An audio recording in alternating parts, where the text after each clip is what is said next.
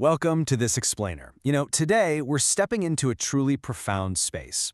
We're going to be looking at chapter 10 of the Bhagavad Gita, which is famously known as Vibhuti Yoga. Now, this is an ancient text that has guided spiritual seekers for centuries, but as you'll see today, it's incredibly relevant to the complex, fast-paced lives we're all leading right now. So, let's just take a deep breath, slow down for a moment, and explore some deep philosophical wisdom together. Okay, here's our roadmap for today's explainer. We'll start with a welcome to Vibhuti Yoga, dive into Arjuna's quest for clarity, and then explore Krishna's divine manifestations.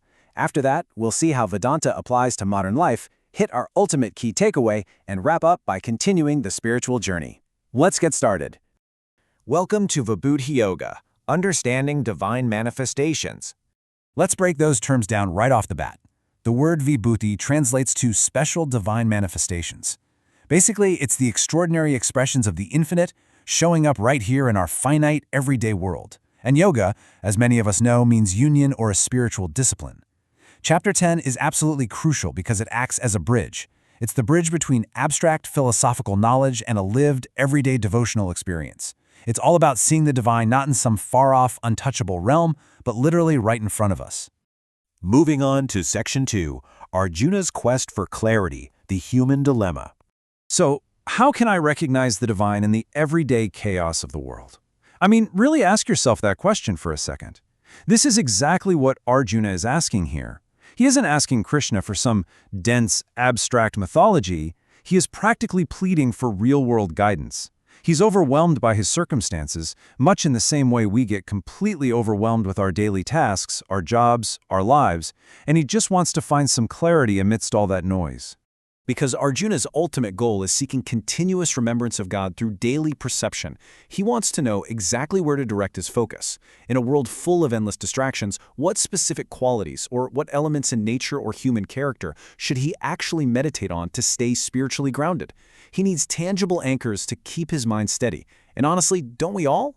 Which brings us to Section 3, Krishna's divine manifestations, the source of all excellence.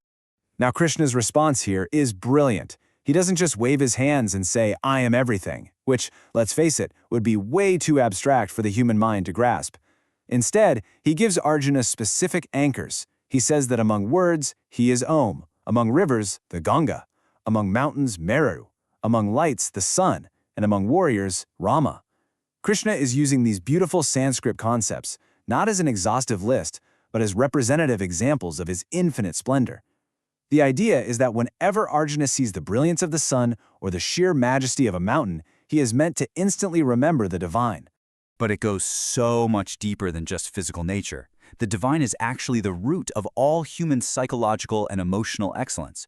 We're talking about intelligence, forgiveness, courage, truthfulness, and fearlessness. This absolutely includes true knowledge, or jnana. So every single time you witness an act of immense courage or profound forgiveness in another person, you aren't just seeing a nice personality trait. You are witnessing a vibhuti. You are seeing a direct divine manifestation right in front of your eyes. 42. There are exactly 42 verses in chapter 10 of the Gita. But as Krishna is quick to point out, these 42 verses could never actually exhaust God's glory. It's like trying to fit the ocean in a teacup. They merely give us a lens, a practical framework to start seeing the divine spark in all the forms of greatness around us. The infinite simply cannot be contained in a list, but the list gives our busy minds a solid starting point for contemplation. Let's look at Section 4, Vedanta in Modern Life, applying ancient wisdom today. Now, this comparison is absolutely vital for any modern professional or student. Let's look at the ego-driven mindset first. This is all about claiming personal credit for talent, intelligence, and excellence. It constantly says, "I did this, I am great." But then look at the Vibhuti-driven mindset. This mindset recognizes all excellence and talent as a direct spark of the divine. Adopting this Vibhuti-driven approach is a total game changer because it instantly dissolves the ego. It cultivates this profound sense of humility. If you're a leader and you recognize that your team's brilliance is actually a divine spark, well, you end up managing them with reverence and gratitude rather than arrogance. So how do we put this into practice? Here's a very practical 3-step daily mental procedure for you. Step 1, observe excellence in the world. Just notice when someone is brilliant or when a tough situation is handled with grace. Step 2, acknowledge the higher, divine source of that excellence. Remind yourself it's not just them, it's the infinite expressing itself through them. And step 3, cultivate humility, gratitude, and inner peace as a result. This right here is how Vibhuti Yoga allows us to remain fully engaged, working hard in the modern world without ever losing our spiritual anchor. Section 5. The ultimate key takeaway. The spark of infinite power. Listen closely to what Krishna tells us here. All greatness, excellence, power, beauty, and brilliance seen anywhere in the universe arise from a fraction of his divine splendor. Let the sheer philosophical weight of that truly impact you for a second. This is the absolute core paradigm shift of this entire explainer. When you truly internalize this, the world literally stops being this secular, exhausting place of stressful competition, and it transforms into a sacred landscape filled with divine sparks. Internalizing this reality causes a profound psychological shift. First, it dissolves your personal ego. Second, it drastically reduces our obsessive attachment to outcomes simply because we recognize a much higher source is at play. Third, it makes ordinary, everyday life feel completely sacred. And finally, it cultivates what the Gita calls Buddhi Yoga, which translates to spiritual intelligence. You see, right understanding naturally births deep, effortless devotion. You don't ever have to force belief. It simply rises on its own from clear, mindful observation of the world around you. And finally, Section 6, continuing the spiritual journey and looking ahead to Chapter 11. You see, Chapter 10 is actually the ultimate preparation for Visvarupa Darshana, the universal form.